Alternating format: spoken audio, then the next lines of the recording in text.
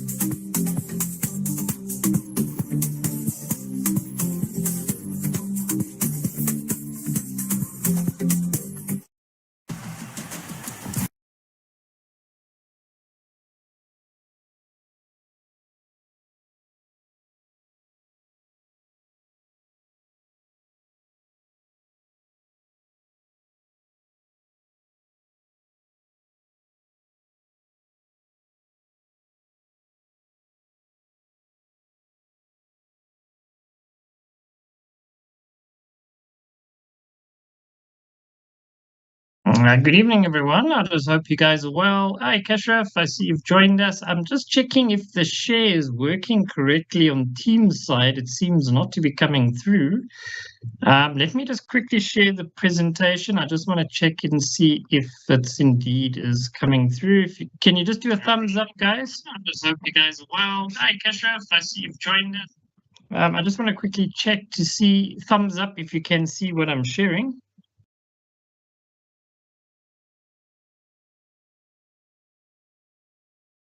Kashraf, on your side, can you see it? Yes, David. Hi, I can see it. Hi, everyone. Okay, Can super. you please switch the slide once? Yeah, it's working fine, David. Thank you. Okay, great. I'm just not sure why the stream on Teams is not doing anything. Yeah, it's a little bit puzzling. So let me see what else we can do. Let me check what else is happening on the stream side of things.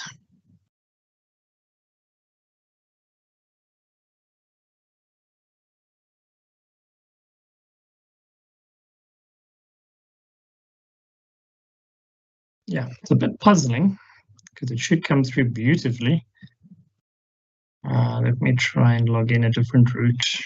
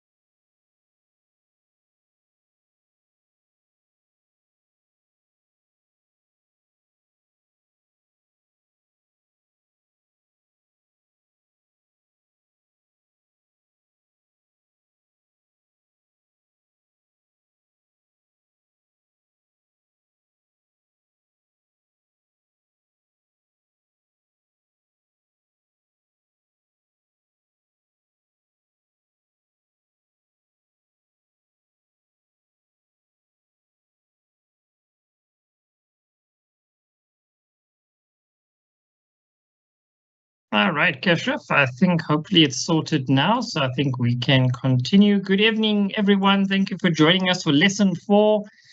You might have got the SMS now, I just sent it out, so I'm just having a look to check the streaming. Hopefully it now it's sorted out. Welcome, guys. We are carrying on with the Model UN. We had a break last week, so now we continue, and then we will finish up next week. So we will continue to send you SMSs and just to remind you guys about the session. Kashraf, I see your hand is up. David, I'm just unable to put my hand down. I'm very sorry for that. Oh dear, this thing's having some trouble today. So let me see if I can help you. I'm not too sure what's happening with Teams today. I see it's misbehaving. All right, so there we go, guys. So I'm just going to quickly share the presentation so we can hand over to Kashraf, who's going to continue the lesson for us. Over to you, Kashraf. Thank you so much, David. And hello, everyone. I'm just so glad to again be back to see you all and to talk to you today about a very, very interesting issue of foreign policy and international relations. So, once again, I'm again always looking forward to our conversations together. So, I hope that we will continue to put our opinions in chat and we will carry on the meaningful discussions that we have been having all for the last some time. So, now, today we will be talking about foreign policy and international relations and its place in the world and the model UN and the UN itself. So that is our core, areas where we will be inquiring together, reflecting together, finding out more. And then we have to understand for ourselves how do we apply this in the MUN for our preparation and research and all the different places. So that is what we are going to do. Um, so let's go to the next slide, please. The next one, please. All right. So what we have done is that I've tried to divide my thinking into two sections. One is international relations, and then the next will be foreign policy. And in international relations, we have to understand just a little bit about certain common contexts. And when we say common contexts, I mean certain definitions, certain concepts, which this international relations is built on. So we will be looking at certain terminologies. If you'd like, we can have a discussion on certain specific terminologies, and that will give us a solid foundation to really go into deeply understanding foreign policy. So I hope that we are all here together, and with reactions, we can just signify our presence here and our participation to begin with as we start discussing. Fantastic. So now let us start. I want to ask you what you understand by the term relations, because that is international relations is essentially how we study and see the interactions of countries between each other. So to understand international relations, I think relationship and relation is something we can inquire together about. So what is it that when you hear the word relations, what do you understand by that?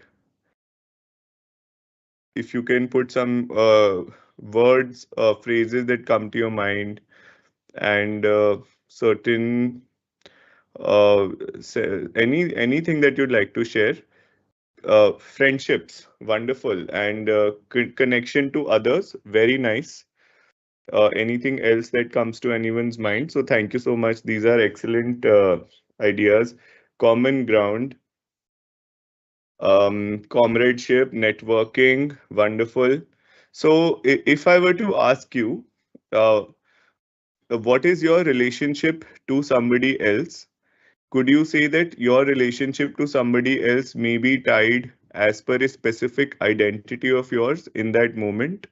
So, for instance, if you are coming to this call, then the identity you've taken on is of a student, a participant, a thinker, and then your relationship is kind of getting decided with me. I am also joining on this call with you. So, can we say that our identity and our relationship can be deeply tied into each other in a certain background? A yes, a no, if any other opinions you may have. I think that will be interesting. Okay, yes. So some of you definitely agree with me, and that's great. Okay. So one thing is that which is this identity that we're talking about now when we talk about international relations. This identity is the nation. And so you are exploring, we are rather exploring that this identity of a nation, how does it interact with other countries? And then what is it that becomes important as foundational concepts to understand these interactions? Maybe the science behind it, the politics behind it. So if we go to the next slide, let's go into certain important issues. So, for instance, the first one is sovereignty. I think we all have talked about sovereignty itself, that the idea that all countries, or rather states, and again we talked about what a state is. It's a governance machinery in a way. Uh, for that to have an independent decision-making ability and authority without any external interference. So, if you recall, we had even discussed together that in a very true way there is no sovereignty really left in the world today, because financial systems influence decision making, social media trends influence decision making, so many things really take away the independence today, if you have it, but from a international relations perspective at the UN, we still attribute sovereignty as a legal sovereignty. That is legally that this is the country which is making its decisions, whether it is giving a speech, or it is casting a vote at the UN, or it is signing a treaty. Only a sovereign nation can do so.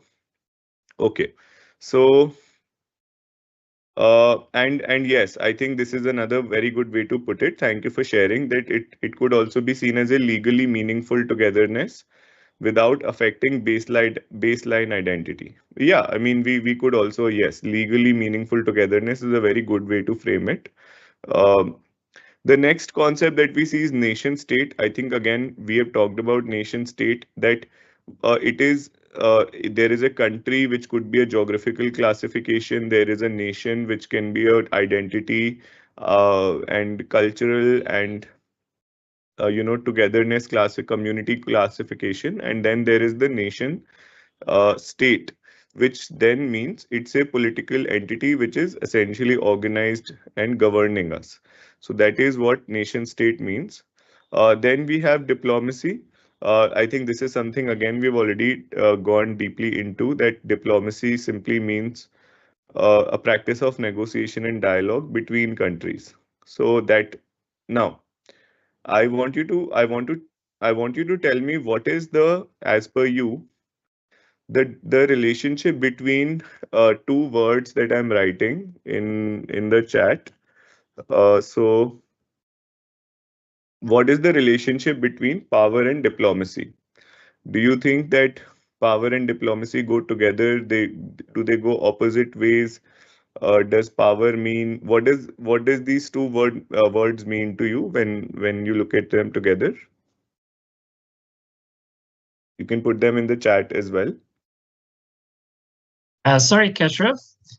Just for the guys that are on YouTube, please note YouTube is not able to stream visuals at this minute. There is a problem between Teams and Microsoft with regards to YouTube. So please join the MS Teams link that I sent you via SMS. So the guys on YouTube, unfortunately, the visuals are not coming through. It's only sound. So please join us rather in MS Teams. I will upload the Teams recording and share it also via YouTube with everyone via SMS this evening. Back to you, Kashraf.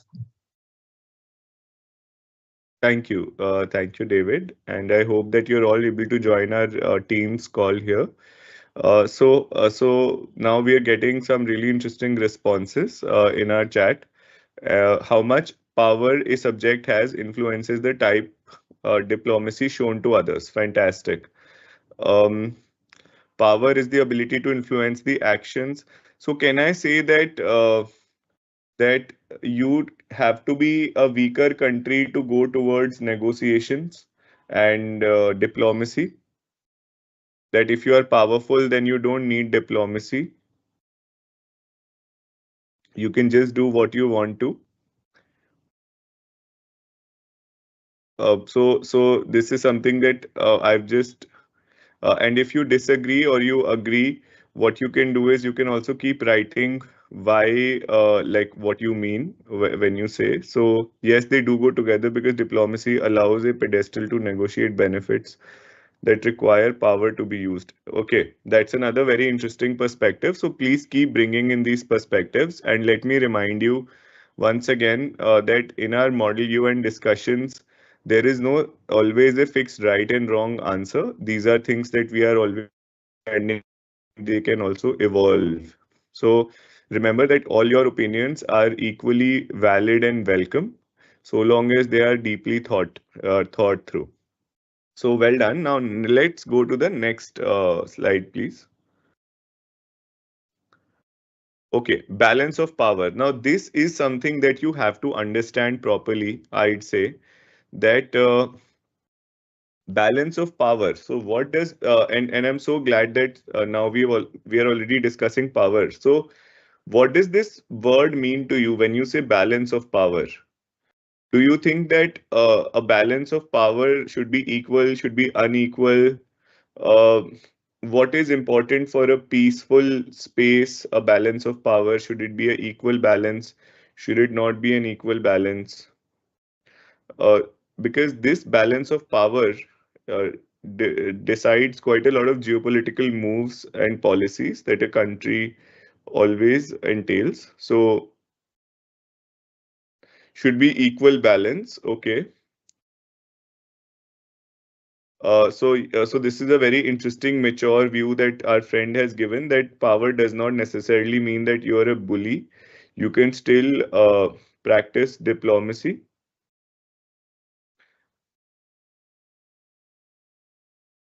Uh, I have got a message like here which says, I just want to understand, is this a part of the module International Human Rights Law? It will speak to definitely parts of international human rights law for you if you are interested. So that will help you anywhere in human rights law, in humanitarian law, these discussions. So equal balance is okay. So now let's understand what balance of power might mean. Balance of power might mean that two countries that we are talking about in a certain situation have more or less a equal balance of power. So how are they pitted against each other? Is it the South African team and the Indian team playing cricket together, or is it the South African team playing a Zimbabwe team? Is it a equal balance? Because if the balance of power is not equal, that is where conflicts generally happen. Because if the balance of power between two countries is generally equal, and in case a conflict which could be a trade, economic, could be a violence oriented conflict, if all of those are taking place, so two people with equal power are technically supposed to then destroy each other, or they will reach a stalemate. So balance of power, uh, being equal can mean peace sometimes. Balance of power, and remember, because power is something that is perceived, that means that how powerful you are may not be always the factor of science. So this means sometimes people's understanding of how powerful they are can really be very different. So for instance, somebody who is a overconfident person will perceive their power as more, whereas if they actually go into battle, maybe that power is not so. Somebody with humility may not perceive that power for themselves when they may have the power. So now where it makes a lot of difference is that when countries are projecting things in diplomatic, like diplomacy spaces at the UN and in negotiations, that may or may not be the actual power that is there on the ground. And that means that sometimes we will see that every media narrative will tell you that, X country will wipe out Y country, and then it does not happen. With all their weapons, everything, they have not realized there is a softer power, there is a power of citizens, there is a power in motivation, and every power is not always about the dollar or the gun or the bullet or a missile. Power itself then can mean multiple things. So this is something about balance of power which you have to understand. Now, where can the balance of power shift in a real world? It can shift when you have economic progress, when you can have technological progress. So at some point, some countries were not very powerful in the world, but they developed, say for instance, a new technology. Could be artificial intelligence, could be missile technology, could be guns, could be knife, whatever it would be. But this balance of power can shift through military, through technology, through trade and commerce, and several other places. So don't always see the balance of power in a military context. You have to be able to see it in a more holistic way. So I hope that that is something that you're following together. And then we have something called as globalization. I think we know what we are talking about here. Interconnectedness of countries, more global trade, less barriers in trade. And then as a result of those laws and policies around the world, for now business deals and agreements to take place around, which make it easier for you to buy an iPhone, even though it may be manufactured in China by an American company, but you can buy it in South Africa. So that itself can show you how globalization is connected. This could also mean that globalization can also mean sometimes that somebody's culture is getting more visibility in another part of the world simply because they have more resources and money to spread their culture. So that is something that you can also understand, that globalization is not always about trade. Globalization can also be an instrument of propaganda sometimes, simply because of a country's ability to um, send their thoughts out, whether it is through movies, or it is through documentaries, or it is through books, or it is through plays and all of those kinds of literature as well. Finally, this is the again a very important term that you have to understand is the non-state actors. That's the final term on our slide. A non-state actor uh, is essentially differentiated against a state actor. So now, what is the state? If you recollect, state is the government. State is the government, its employees, its every instrument that is out there. So that is a state. So that means that any action, when any country, a state signs a international treaty, or when we in our resolution say that member states must do that, so this is with reference to that understanding of the word state. Now, as against that, we have the non-state. Non-state means private individuals, organizations, NGOs. So remember that non-state actor does not have a positive or a negative connotation. It simply means anyone who is not a government or a representative of a government.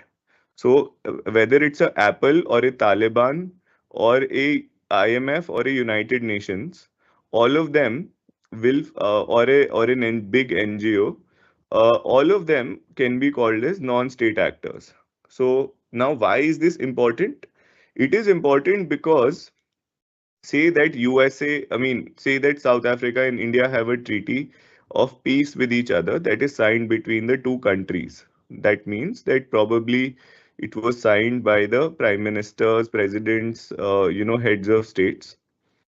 And it says that we will not attack each other as countries. So say that is the actual treaty between two state actors. Now, say that there's an Indian ship and there's a South African ship, and they have a kind of an accident, and they're private businesses, and they have a kind of a collision with each other, and they start fighting with each other. So, does that fight mean that the treaty is violated by India and South Africa? You can put it in the chat if you think that yes, it is violated, or no, it is not violated. I can repeat my example while you put your opinions in the chat, that India and South Africa signed a peace treaty which says that none of the countries will attack each other. And then two private businesses are operating these ships between, with one is owned by a South African entrepreneur, another by a Indian entrepreneur, and they end up colliding with each other in the ocean. And then these guys start fighting with each other, and people are injured, maybe someone unfortunately gets killed also. So is that a violation of the treaty? Yes or a no? As per your thinking? No. Okay, very nice. Very nice. So no. Now I will give you one more example in the same, very nice. You're all absolutely 100% correct. Now let me give you one more example. Say that the defense minister of South Africa was on this ship, but he was on a private vacation, and with his family. He was probably heading to Mauritius. I don't know, but now he also gets involved in the process. He takes up a gun and starts shooting. So now, is that a violation of the treaty when the South African minister has done so? So is that the treaty violated or not? Yes. Okay. Yes.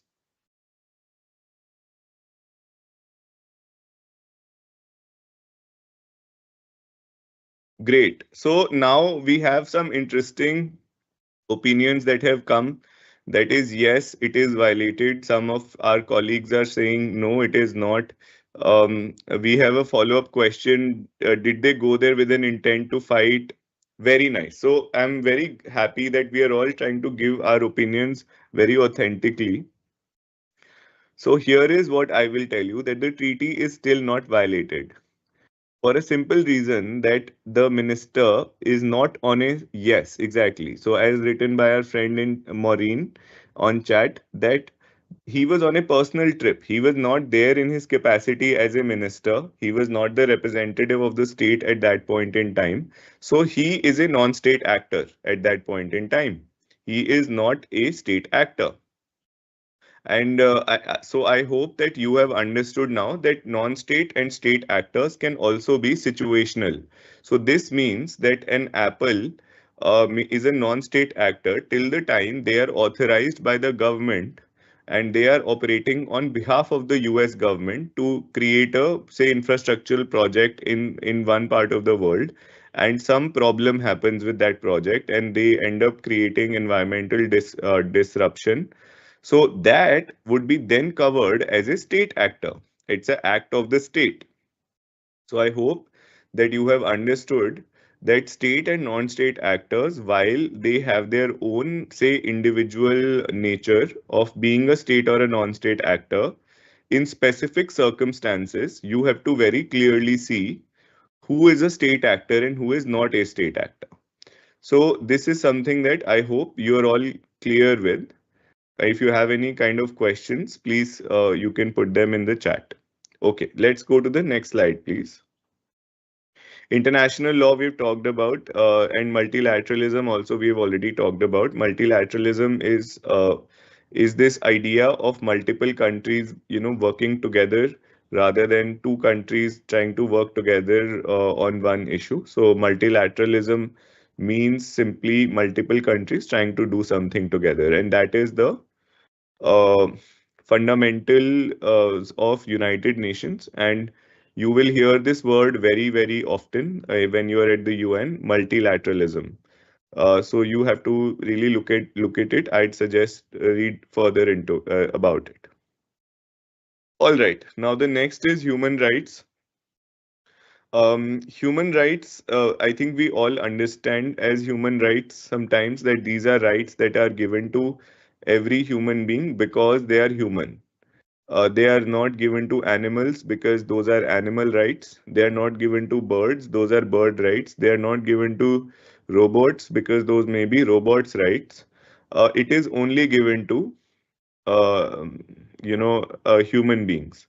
Because they are human, this means whether they are a citizen or a non-citizen, whether they are a refugee or a IDP, whether they are a stateless person entirely, whether they are whoever, and whether they are a 6-month-old baby or a 60-year-old person, whatever your gender is, any identity you have, it doesn't matter, because human rights means rights given to every human being. They are also called uh, as inalienable rights. Inalienable rights means rights that you can't be taken away from you. So, in any circumstance. So, that is what human rights are about. But the important thing you have to understand is now moving forward the difference between, say, human rights, constitutional rights. Then we have legal rights. Then we have, specific rights in specific places. Then, so similarly, there are different kinds of rights, and you have to understand that if there is something written in constitutional rights specifically, then it might be a constitutional right, and you have to be very clear about this because constitutional rights will be those which are given in your constitution. Legal rights will be those rights which are coming to you through legal provision. Specific rights can simply be that you have a club membership and you have the right to use a swimming pool. That is a specific right. Uh, a legal right could also mean that you own a particular property or a house and you have the legal right that if anyone comes inside your house without your permission, they're a trespasser. So you have that as a legal right. You don't have it as a constitutional right. A constitutional right would be, for instance, a right to vote for the citizens. So a human right will not be a right to vote. It will be a constitutional right. There are also rights of refugees. So you have to understand, just because somebody has human rights does not mean they don't deserve constitutional rights. All of these rights and whether whatever categories we are putting, ultimately, if they are not benefiting human beings, then they are useless. So you have to remember that the ultimate beneficiary of every right is a human being. And depending on, again, different roles they take on, different identities they have, they get different rights, but at the very base of it all is human rights. So I hope that that is clear to us. If you have any questions, comments, reflections, thinking, you can also share them in the chat. For instance, if you want to reflect on where you have seen the difference between these kind of rights, maybe around you, so you can also put those in the chat, and we can maybe look into it together. Okay. So power and influence we've already talked about. So let's go to the next slide, please. All right. So now we are at foreign policy, and I want you to tell me what are the words that come to your mind when we hear the word policy. So before we go into foreign policy, first we will clearly understand what we understand together by policy, what we mean when we use this word, and where all do you use it in your life. So can you please put some of those things in the chat? Okay. So Kagisho has said that it's a strategy. It could be a national strategy. It could be a rugby team's playbook strategy.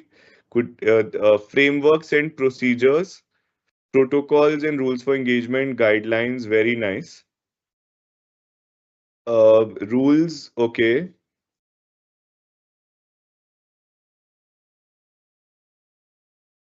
Anything else that you want to add? Please feel free to put that forward. Can I? Okay. So now, why are policies important? Why do you think it is important to have a policy? Like, why can't I not have a policy at all? Why do I need to formulate policies? Anyone? Okay, they help guide actions. Very nice. Thank you, Precious. Um, anyone else who wants to talk about it? Okay, to facilitate governance. Okay, to govern decisions. Very nice. So I'm just putting a statement in the chat, and I want to know from you what you feel about it when you see this statement. That policy is the past. What do you understand when I use this statement that policy is the past?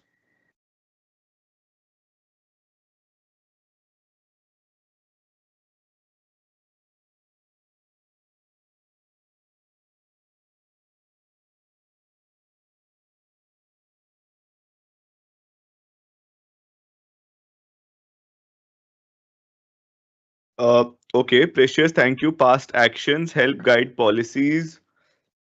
Uh, Policies are made from, yes, previous situations and experiences. This is very, yes, that is what I mean. That policies is essentially, policy is the past. It means that it is essentially, it essentially has is something that is formed because of our experiences in the past. So the reason I'm asking you is, say that initially there is a policy that you should not pluck trees from a forest. I mean, from you should not pluck fruits from a tree in the forest. And now there is a severe, and that is a policy. And now there is a severe drought, and people are going to die if those trees are not used for by the human beings to pluck fruits. So now this is something that human beings have not seen before, and in what we call is this polycrisis world where there's so much happening every day, we are encountering new situations. So can we say that policy can only help you address the issue of the past and not the present if the situation has indeed changed? Yes, Pablo has said that policies enable transparency. I agree 100%. Policies respond to the needs that we have been established. Yes. Can I also say that when we say that needs that have been established are also in the past, so what happens is that a person who was poor in the past is the person who was poor in the past has now got a business, but they continue to take on the below poverty line cards and continue to take the benefits of the subsidies of the government, uh, and uh, and that means that the needs that have been established in the past are the ones that they are using for policies and not where they might be today. Or for instance, if somebody is a human rights activist, and they have been awarded through the previous policies and now they do something wrong, then that policy no longer should be applied to them. But then we still many times, yeah. So again, very good. So I think we are getting to a very important point where our friend has said that policies evolve and they should be adaptable. Very good. Now, why am I emphasizing this before going into foreign policy? Is because our general understanding of foreign policy is that foreign policy guides the country's behavior. But the question is, and I want you to put it in a yes or a no and then put your reason if you want to. I will argue that foreign policy does not guide the country's behavior. And those who agree with me can then tell me, so what guides a country's behavior in the international forums and with other countries? What do you think? I'm trying to argue that foreign policy does not guide a country's behavior.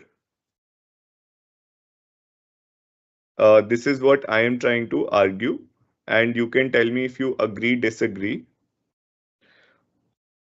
Uh, right. So, yes, Kagisho has said political will. Yes, political will, international relations guide behavior. Okay. Can I then say that foreign policy is simply the description of a country's response to certain things and it's a description of its relationship with a country? So policy comes after relationship, not before. Can we say that laws are only description of what is? Law is not itself anything. So policy itself is nothing. Policy can be changed. So when apartheid regime was thrown out of South Africa, every country overnight changed its foreign policy towards South Africa, its trade policies, and the international response to apartheid, which included, say, withdrawing investments from that time of South African politics and the economy to kind of weaken the government. All those policies changed overnight. Similarly, after the World War II, even though Germany and US were not particularly very friendly during the war, or Japan and the US were not particularly friends at that point. Uh, uh, you know, uh, so um, so what happens at that point is that immediately things change. So yes, and again, like I think, Kagisho, thank you for reminding me of this thing about laws reflecting society. Very good. So the reason I'm telling you all of this, okay, Thompo, I will repeat myself on how Policy governing. Okay. I'm trying to tell you that policy does not govern a country's behavior. A country's behavior, the description of the behavior is the policy. So the country has good relationships with India, so that is the foreign policy. The country's relationship change, that is then another foreign policy. But but don't get stuck with first reading foreign policy and then forgetting that it is the national interest. Beautiful. And in fact, somebody has written that as well in the chat.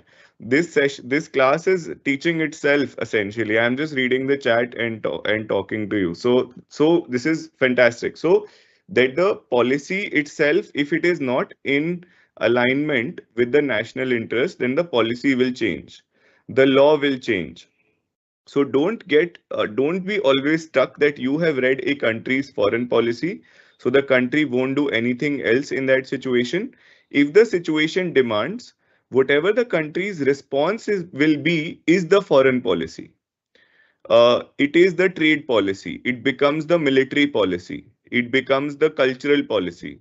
So if all of us are now clear on what I mean, that policy comes later, country's interest comes first, and you should change your policy the moment the interests change.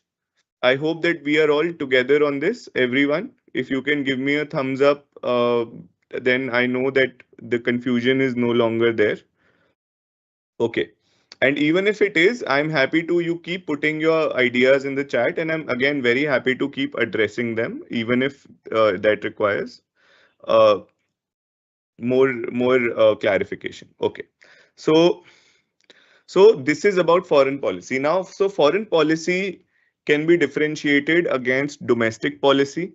So domestic policy is how a country runs itself in the inside of it.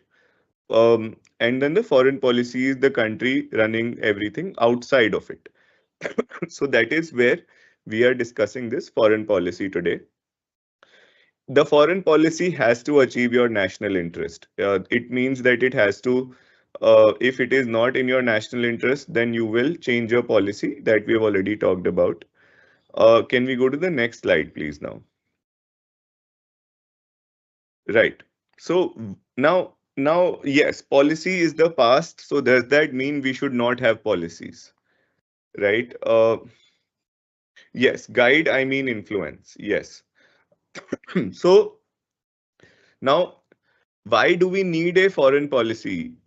Particularly, is that if I am running a country which has to interact with other countries all through the day, which means that the citizens of other countries are coming to our game parks for safaris. They are coming to see our beautiful cities. They are trading with us. Sometimes they are sending missiles to us and bombing us as countries. So they need to be clear on what our response will be, and that is the policy. So national security is a very critical part of communicating the policy. Uh, and uh, and remember that this is, again, we had already talked about the hierarchy of interests, that the first national interest is always security. So the first purpose of the foreign policy itself will always be to ensure security, to protect sovereignty, as our friend has just written. Um, and then this one very interesting comment has come in the chat, that then other foreign policy can influence our country's behavior. Absolutely. Please remember that foreign policy or anything that requires two people to exist, that means if there is no other country, then there is no requirement of a foreign policy. If we were in a world where South Africa was the only country, then we wouldn't require South Africa to have a foreign policy. There would be nothing foreign to it. So this means that foreign policy has to always operate with other countries, with other entities, and that means that it cannot be unilaterally formed unless there is one circumstance that you can think about. When can your foreign policy not be influenced by any other foreign policy? So like that is something that is a very interesting reflection. So you can put it in the chat. Is there a situation where your foreign policy does not need to be influenced by any other person's foreign policy. So that you can continue to talk about in the chat. But so national interest is the first purpose, economic prosperity. Of course, I think we've already talked about a lot of this together, that after national security comes economic prosperity, trade, and so on. Next slide, please. Diplomatic relations. So I think maintaining diplomatic relations needs every country to have clarity on what your policies are. How do you see certain issues? How do you see climate change? How do you see wars and so on? How do you see human rights? So diplomatic relations is a very important part of um, having a well-defined foreign policy. Global influence. Global influence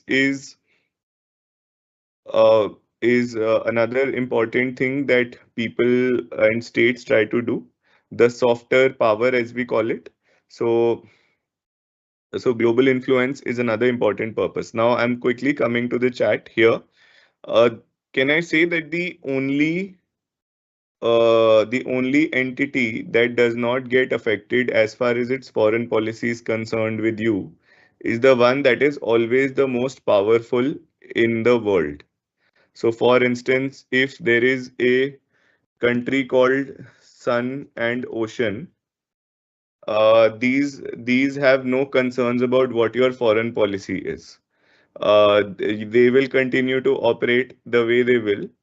A big country, very, very big country, which is militarily powerful, will not change its foreign policy because you have done something, because all you have is 5 stones to throw at them, and they have 500 nuclear weapons to throw at you. You only have $20 million of manufacturing in your country, and the other country has $20 trillion of economy. So your 20 million hardly matters to them. So these are cases where there is a highly unequal power between entities where foreign policy does not get influenced. So now you can think about, and you can in fact connect this idea of balance of power with how much influence foreign policies can have on of respective countries can have on each other. So it would be like if if I come to a forest and I meet the great African elephant, and my foreign policy is to trouble it, that great African elephant is hardly bothered by me. That will just decide its foreign policy on its own terms. And if the same I meet a very big lion or a tiger in a jungle, so they really don't care for my foreign policy towards them. They will do their regular thing and make dinner out of me. So remember that foreign policy and power have a very deep connection to each other. Can we go to the next slide, please? And again, like, you can share your reflections. Yes. Okay. So this is a great way. Uh, yes. So when Trump implements his tariffs on other countries, that is exactly what that looks like. Yes.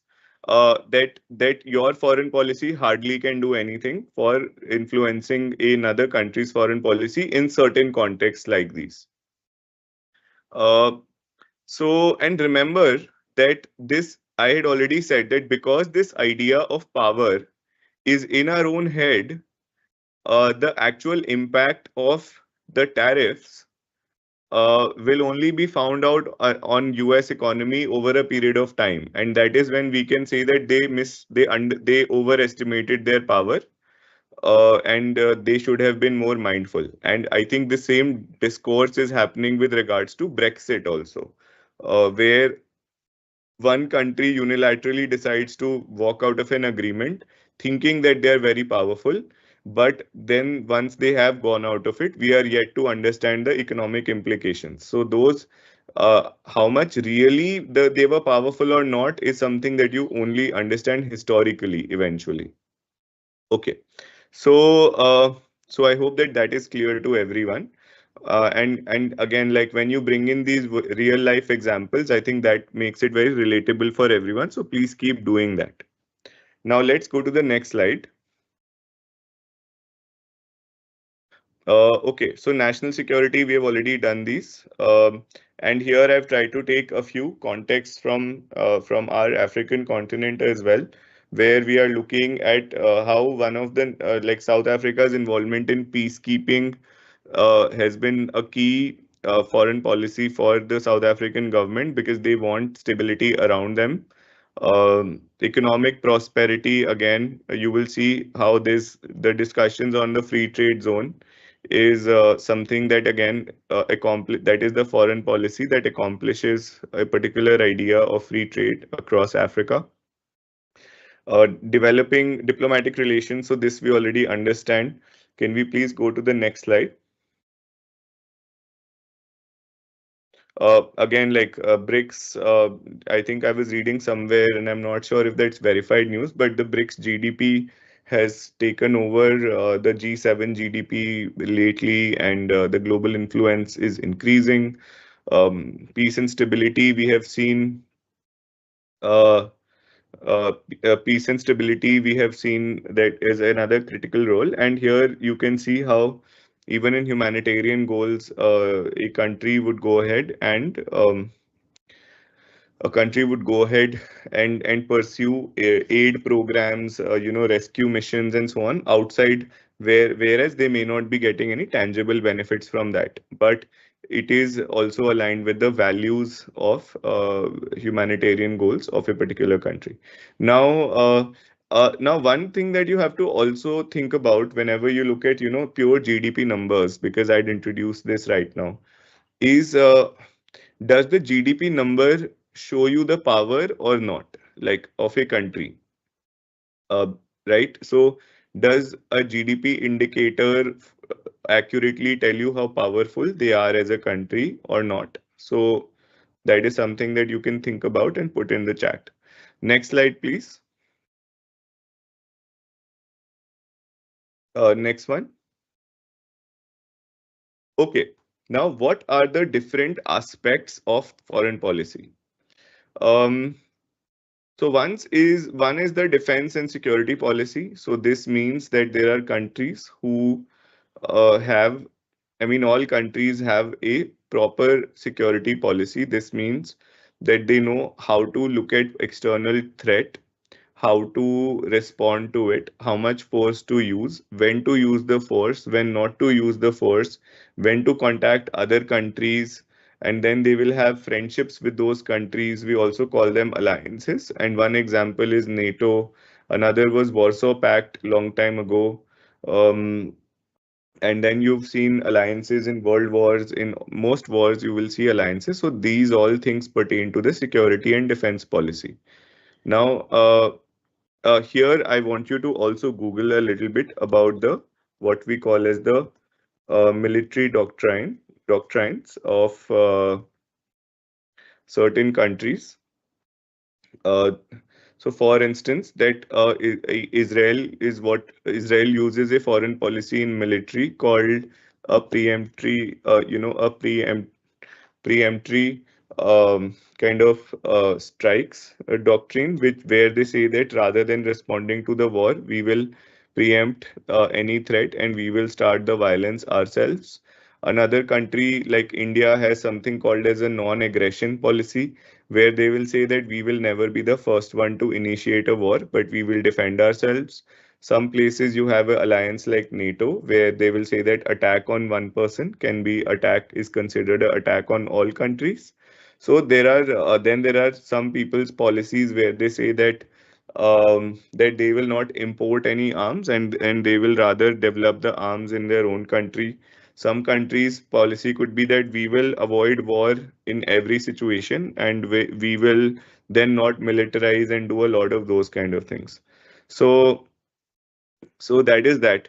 Now, with reference to my previous question where you put um, about the country's economic strength, GDP numbers, I think you have to also, from a purely economic perspective, you have to also look at how much debt they are in, how much per capita that GDP is. So, does India's big GDP is it distributed across 1.5 billion people, and the same GDP for Japan is distributed 100 times lesser between people? you'll have to look at how much of the GDP is imports. Where is their economic resource reliance? Is it outside? Are these technologies actually somewhere from outside where and they have manufacturing? So there are so many like criterias through which you can really see that maybe GDP may not be and also inflation. There are so many like such factors. So I would say that do not always confuse when you see these lists on internet which say these are the top 5 countries as per GDP. It means nothing. It's just a statistic, like saying that Sachin Tendulkar is the highest runs getter in the world. Does it make him the best or not? Is something that's very very subjective. So this is something that you all have to understand, and and I hope that that is clear to you. You have to put every statistical parameter through a rigorous contextual, analysis. You can't simply take statistic on face value. As human beings, we love statistics. So whenever somebody adds a statistic to their comment, we get convinced faster. So don't do that. Examine it, examine the very purpose of that statistic, because in many places these statistics are chosen to persuade, not chosen to show you the truth. Okay, so now security defense policy, countries have are environmental and climate policy. I think we've already been talking about the environment and climate policy earlier as well. So we'll head to the next slide. Yes, so human rights and humanitarian policy. So I think, as we have been repeatedly talking about, how South Africa has been like the absolute champion of human rights and a humanitarian policy. So that we have already seen. Cultural and again public diplomacy. So here we have taken an example of a BBC spreading the British culture, embassies of different countries organizing these different cultural events in across the world, promoting their culture. So these are all cultural and public diplomacy aspects of foreign policy. Can we go to the next slide, please? Multilateralism and global governance. So then another critical part of foreign policy for a country is how it participates in these international forums. What kind of statements does it make? How actively is it present there? It doesn't need to. Like many countries really don't care about the United Nations as a place to solve their issues. They would rather do that on the battlefield, and that is where we see the failure of Security Council and the UN at large, where countries simply choose to ignore everything that the UN says or that other countries are saying at the UN, and they just do their thing. So that is where multilateralism and global governance can be defeated very easily. Then is intelligence and information policy. So, one of the critical parts of foreign policy of a country is, for instance, intelligence gathering, how much their intelligence agencies operate outside their country, what kind of information are they gathering, what kind of intelligence missions are they running, are they only kind of intelligence gathering, or are they actively assassinating people on behalf of the government, or are they running black sites for detention sites to bypass human rights and so on. So that is the other aspect of the foreign policy. Can we go to the next slide, please? Okay, development and foreign aid and legal and treaty frameworks. So legal treaty frameworks we've already talked about. How do they look at certain treaties? How do they look at international law? And then development and foreign aid. So again, we've talked about it, like how do they, how involved are they in humanitarian missions and so on. So now next slide, please. Okay, now let's now before we go to the next section, uh, what is important for all of us is now that you will be allocated a particular country and you have to understand the foreign policy of that country, then simply do not say, look at foreign policy now in a simplistic way. Don't say that, okay, India is friends with South Africa. Yes, they are friends, no doubt. But how is their military policy with each other? How is their trade policy with each other? How is their humanitarian policy with each other? How is their cultural policy with each other? And then in your agenda, what are the aspects of this policy which are the most important?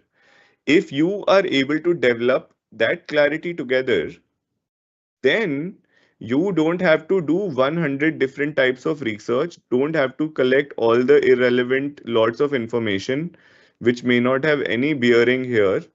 You may be simply able to focus on the particular aspect that is mostly influencing that particular agenda.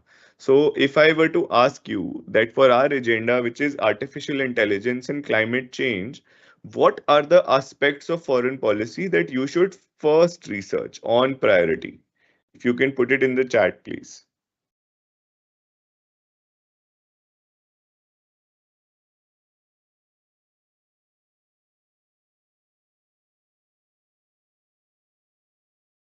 Okay, so I will repeat my question quickly.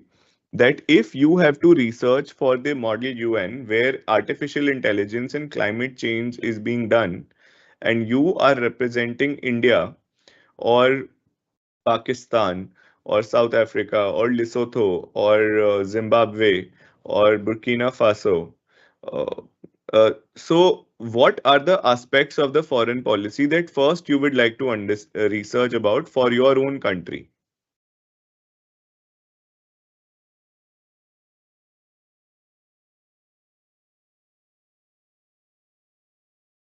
Can I, okay, so let me ask you that would you first look at their military policy or their economic policy? If we are looking at AI and climate change, trade economy, very nice. So this means very nice. So this means that we will be able to first prioritize the environment economic policy. What other policies do we will we look at? Can I also say environmental policies? Right, biodiversity related policies. Could it also be energy policy is very critical because that governs your fossil fuels. Could it also be technology policy because technology means AI, information security, brilliant. That is something even I didn't think about. So well done. Um, and keep bringing your points. Environment, yes. So now you are really understanding why we were discussing the various aspects of foreign policy. The policies, what are the aspects? Yeah, sustainable growth and environmental policies. Can I also think about like urbanization based policies in a country? So that is where your collaboration may be with other countries. Humanitarian policy as well, very good, very, very nice. So these are the different kind of policies when we are looking at AI, even data sovereignty. Um Whether a country is not part of Paris Agreement or not, very good. So this is exactly the kind of research and thinking that we have to do on AI and green technologies. And even tomorrow, when you get another topics at another Model UN, you have to be able to first decide what aspects of my foreign policy do I want to research first. Now, the larger question is, should you know every aspect of the foreign policy of a country? I would definitely say yes. But if you don't have too much time, then the first priority is towards the specific aspects that are relevant for your agenda. So a climate and technology policy, land policy, that you have to first research. And remember that the same principle applies for both research in domestic and foreign policy. So the same both will require you to look at these are domains of policy that you're looking into, whether it is external, that is foreign policy, or it is local, that is a domestic policy. So I hope that is very clear. Okay. Now, what is the context of foreign policy in an MUN? In an MUN, foreign policy is one of the criterias for which on which the delegates are judged. So adherence to foreign policy is important in the UN, in the MUN. This means that if India and Pakistan have been fighting over Kashmir for the last 80 years, and the delegate of India goes to the UN and says, for the larger interest of the global peace in the world, we are giving Kashmir to Pakistan, then that is something that will absolutely solve the agenda, but will get them 0 points in the MUN. I'm sure you can think about these kind of examples where something which is not in adherence to your foreign policy will always get you negative marking, no matter how brilliant the point is. So one more example can be that if you are delegate of Saudi Arabia, a fossil fuel exporting country, will you advocate for cutting of fossil fuel emissions for the whole world, including Saudi Arabia? So yes or no, you can put on the chat. So if you are a no, very good. So because you are not only, so your saying yes to this will mean you are also violating your foreign policy. So this is what I mean when we say adherence to foreign policy is essential. Uh, Foreign policy also helps you, sometimes decide your interest. That means what is benefiting you in the committee, which direction to go towards, who to become friends with. Uh, and so this is the second thing there, that if you have a very clear understanding of your foreign policy, in that case, you are able, yes, national interest, absolutely. You are able to decide, see your national interest and your allies and be with them in a bloc. The next is finalizing a negotiation framework. So negotiation framework means that if your foreign policy says that we are okay to cut our carbon emissions by 10%, I mean, that's your negotiation final red line, that beyond 10% we will never agree, no matter what happens. So that is your negotiation framework. So a clear foreign policy helps you understand how much to negotiate, how much to concede, how much do we want to gain, at what cost is it okay to negotiate, and so on. So that is what we mean when we say that foreign policy helps you have a clear negotiation framework. It also means what kind of solutions can you support and negotiate with others. Finally, block formation and resolution writing. So block, if you remember, is the collective group of the allies who are working together with a common and shared interest. And then for them to write solutions together is what we call as block formation and resolution writing. So I hope that you've understood why it is essential for you to start looking into foreign policy and rather, as you have rightly said, national interest of your country. Very nice. Now remember that because most countries in the world don't enjoy absolute power, uh, then that means their balance of power is similar. So if you don't understand the national interest of other countries, then you can't understand the national interest of your country in isolation. So this brings us back to the same point one of our colleagues, friends had mentioned earlier, that foreign policies are affected by each other's foreign policies, or they mutually affect each other at all points. For that, you need to research and understand foreign policy of at least all the allies that you have, key allies, and also your key enemies. In case of climate change, there are no allies or enemies particularly. So you will look at countries which have similar position as yours and countries which may not have similar position on the agenda as yours. So I hope that that is clear to everyone. Okay, so let's go to the next slide, please. Developing a viewpoint. So now this is very, very critical that that you have to, before you go and formulate your foreign policy and understand your foreign policies, really have a particular viewpoint on the agenda on the world. So this means that the moment, and this we had covered last session also about research. When we had talked about research as care or research as sensitivity, research to develop a holistic viewpoint. Right now, Precious, we are on the slide which titled Developing a Viewpoint. So I hope you're able to see the slide. Okay. So developing a viewpoint, we had also discussed last time as well that when we are researching, it is very important to understand what is the viewpoint from which we are looking at the agenda. Remember that The agenda is the larger story or a set of events, and your viewpoint decides what you see as a problem. So, for instance, if we are looking at climate change and you are a oil exporting country, then a climate change like a meeting for you will be another headache where some random countries will say some things and then they will cry a lot and then nothing will happen because they will import your petroleum, and then so it is a headache for you. That is your viewpoint. So you will just kind of not say anything very concrete, you will say mixed things and so on. But if you are a country which is deeply affected by climate change, for you that meeting is everything. That meeting is exactly where everyone should be listening to you very clearly. That meeting means you have to lobby very hard, analyze everything very clearly, make sure that the pain of your people is heard across the world. So are you understanding what I mean when I say developing a viewpoint? The viewpoint can be about the world, the viewpoint can be about other countries, and the viewpoint can be about the agenda itself.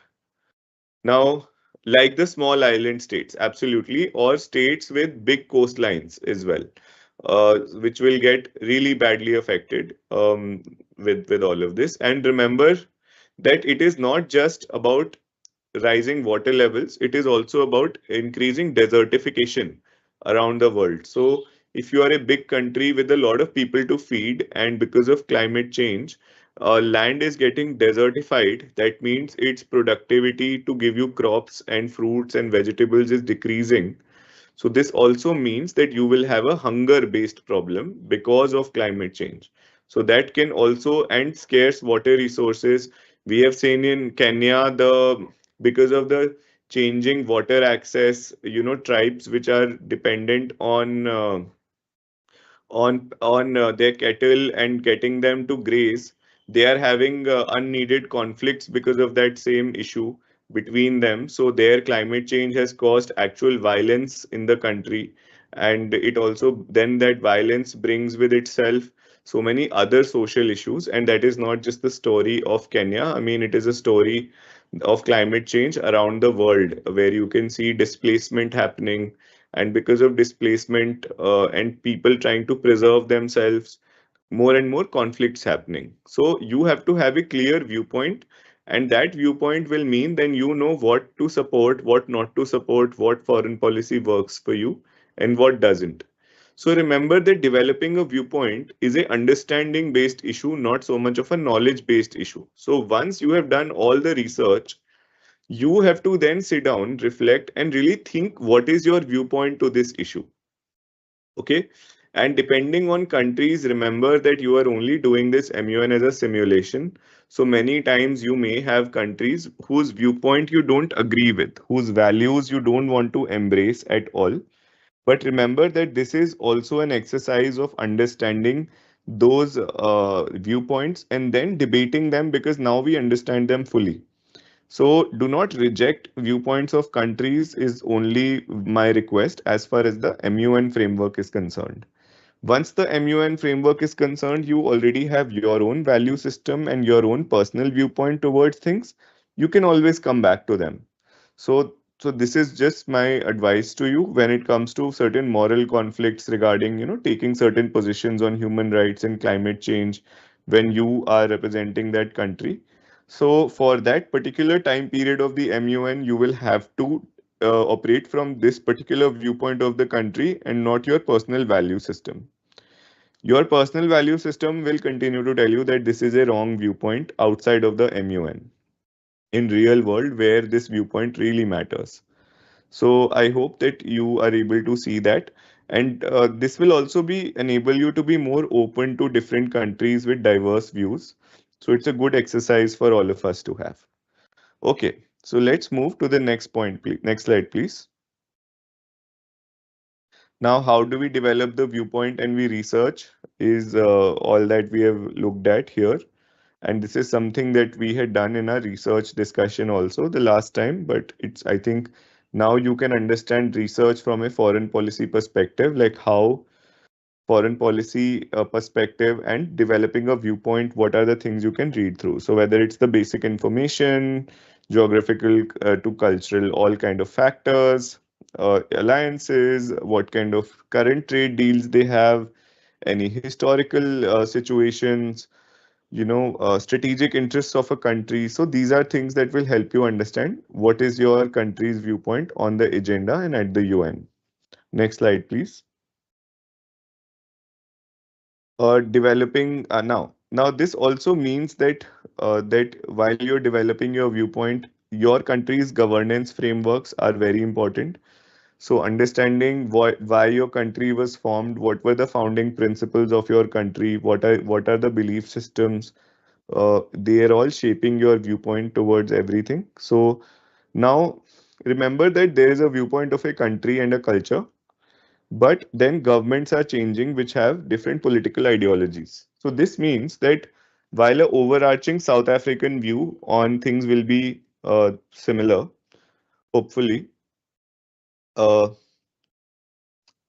depending on which government comes, it can radically change the actual policy behavior in the short run. So remember that the moment you get a country, don't just go to their official, prime minister's website or ministry websites.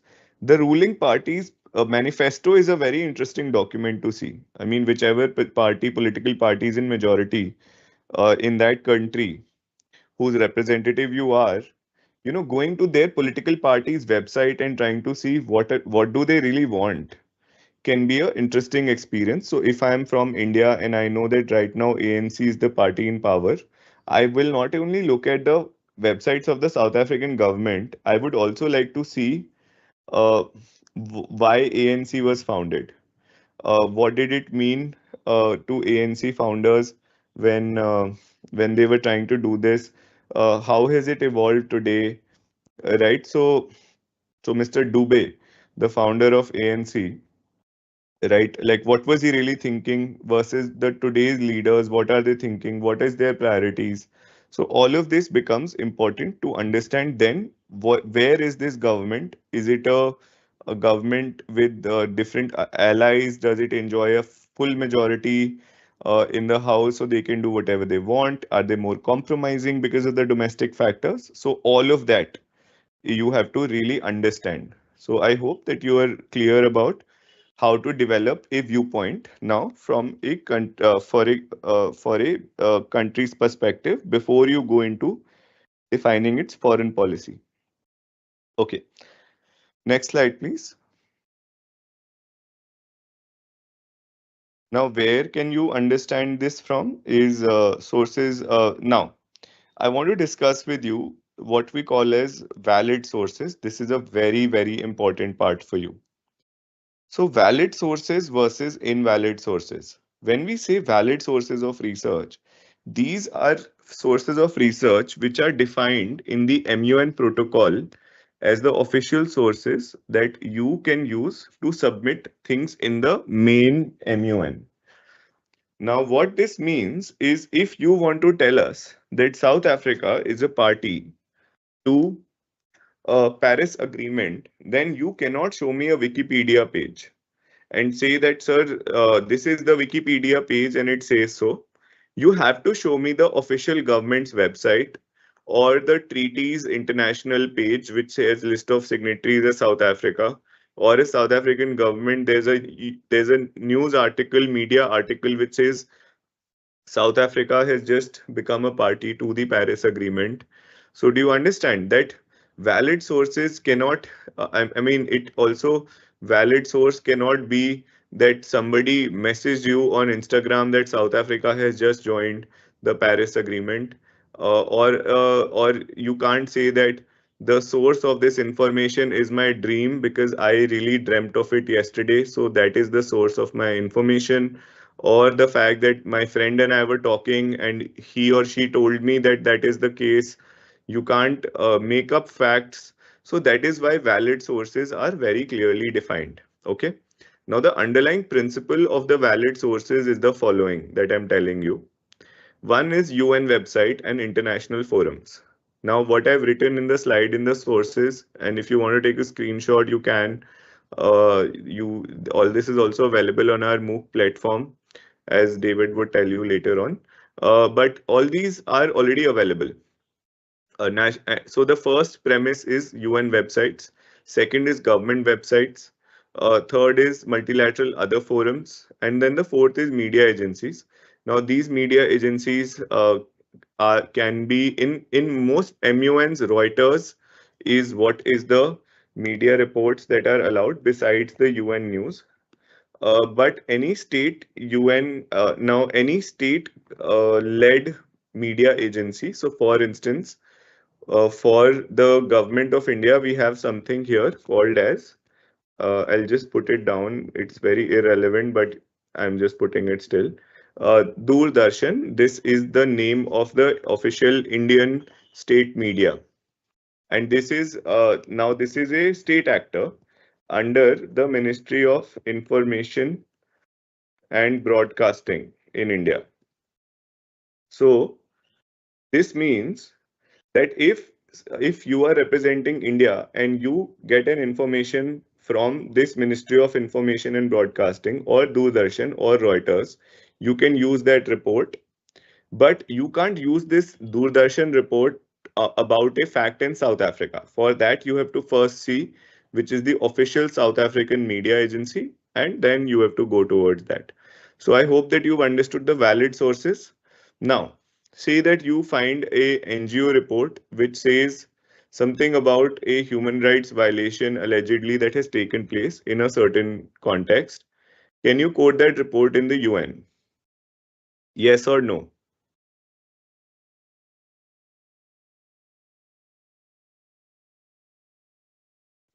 Anyone, what do you think? Like, can you quote an NGO report in the UN? Say Amnesty International or human rights, how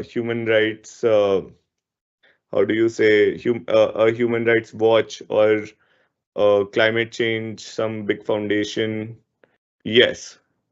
Can somebody challenge the veracity of that report simply because it is not a valid source? Yes. So this is important for you to understand that when you give a NGO report, can somebody challenge that source? So saying that this is not the correct information, we have a UN report which says otherwise. Yes, they can. Exactly. So remember that in the MUN, as per the protocol, the UN, like the MUN folks will first expect you to submit the reports that are here on the screen.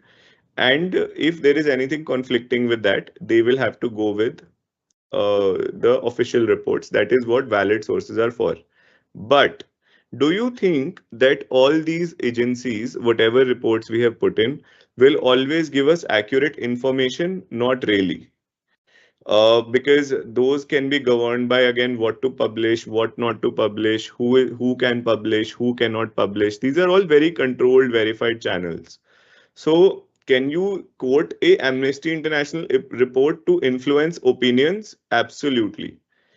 Can you Okay, one more very interesting thing is, say that the UN says that human rights violations have taken place in DRC and the government issues a report saying they have not taken place in DRC. So now which report is more important? What do you think?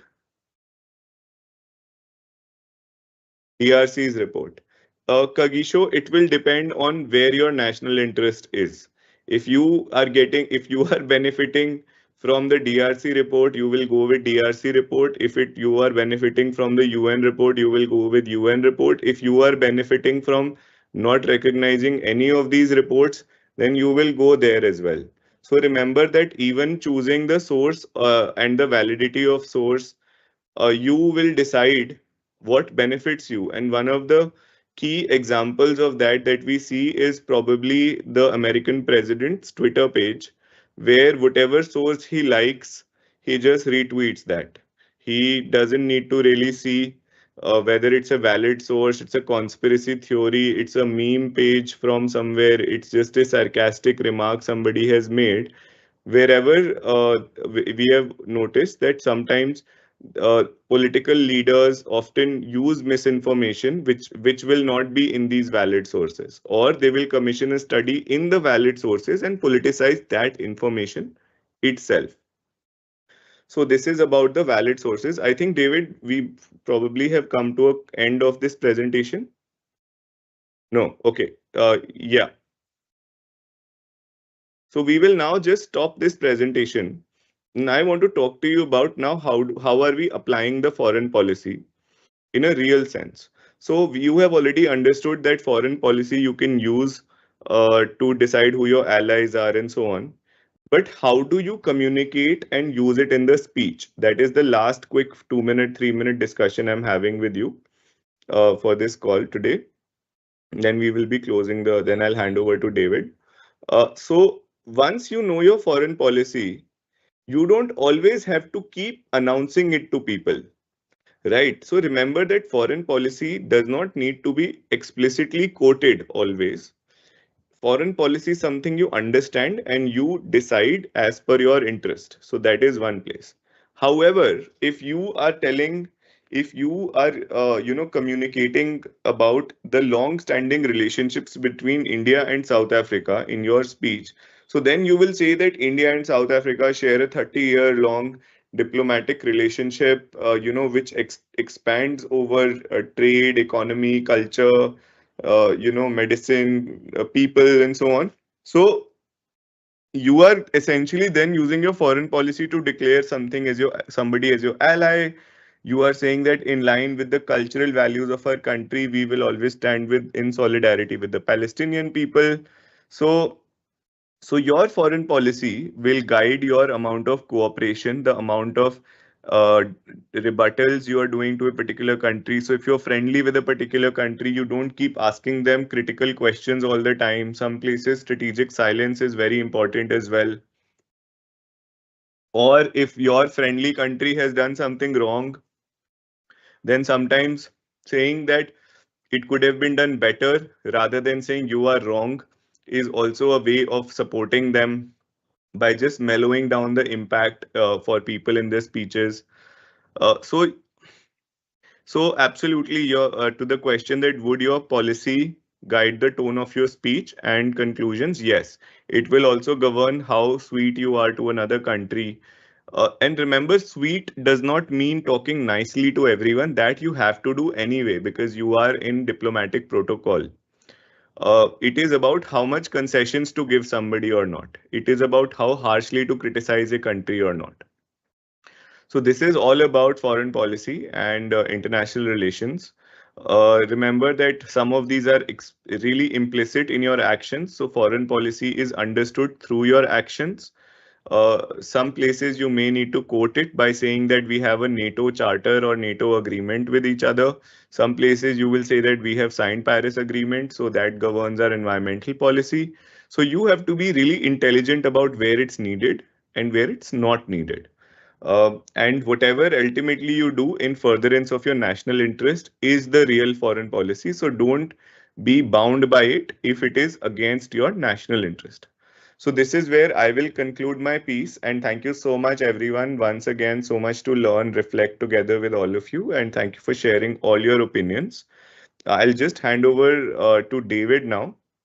And I hope that once you're getting your countries allocated, you will now start researching about foreign policy and really develop a more nuanced and a deeper view across different domains for the foreign policy. So now when you have go back, research about your environmental policies, technology policies, all those kinds of things, and become more nuanced about it. So thank you once again, and I look forward to seeing you all in the next session. And I hope that you're following up on the platform. I was seeing today also on all those who are actively, finishing exercises and making good progress. So my appreciation and admiration for all of you for doing that.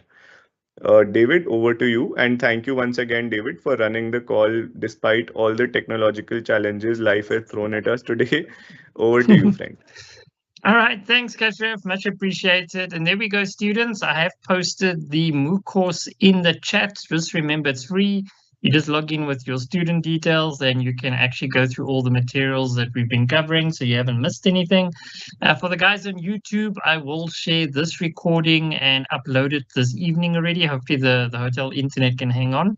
And then I'll upload and share SMS with you guys. So I hope to see you on Thursday. As Kashyap said, we are going to start allocating the countries to you, so you guys can start doing a bit of homework with regards to that, because remember in September, in the fourth week, we are having the summit where you are going to practically apply all these things that you're learning, how to engage and form a resolution, how to type it all up. So it's going to be a hands-on practical sessions with you guys. So why not email? Yes, okay, fine. I'll also send it via email as well. The link that is for the recording. So yes, guys, so we are building up to that, and I hope you guys are enjoying it. And again, we'll see you again on Thursday, and I will send out an SMS just as a reminder as well. So have a lovely evening further, everyone, and thank you once again for attending.